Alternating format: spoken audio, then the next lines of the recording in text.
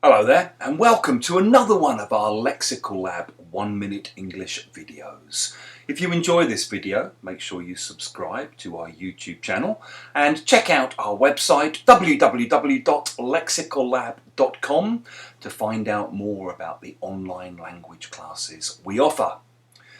This week, kids across England have returned to school on a full-time basis, a fact which has meant that parents like myself, the length and breadth of the country, have been heaving sighs of relief as they finally get a little bit of their lives back and get some free time away from their offspring.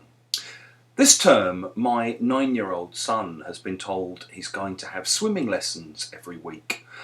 He's got mixed feelings about this, and one of the problems for us was he didn't have any swimming trunks which currently fit him, or any goggles to wear on his eyes to protect them from the chlorinated water.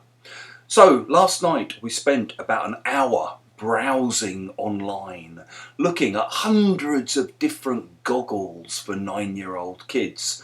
I was taken aback by quite what a remarkable selection of goggles there now exists out there. The problem was it was really difficult to try to choose one for him, because basically they're all very much of a muchness. If you say that a group of things are all very much of a muchness, you mean that they're all basically more or less the same as each other.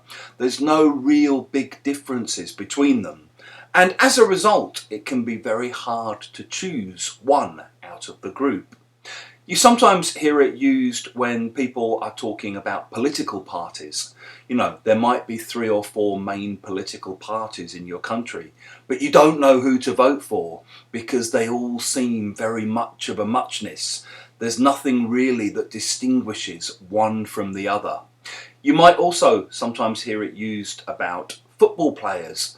I don't know who they should play in the midfield. There's 5 or 6 decent players and they're all very much of a muchness. You might also hear it used about restaurants. For example, where I live, there's a lot of Turkish restaurants down near me. And it's hard to pick one to go to above another because they're all very much of a muchness. They're relatively similar in terms of price and in terms of quality and so on. If you have enjoyed this video, click the like button, the thumbs up sign. It helps us with the algorithm. Make sure you share it with your friends, your students, your colleagues, and we'd love to see examples of how you think you might use "they're all very much of a muchness" in the comment section below.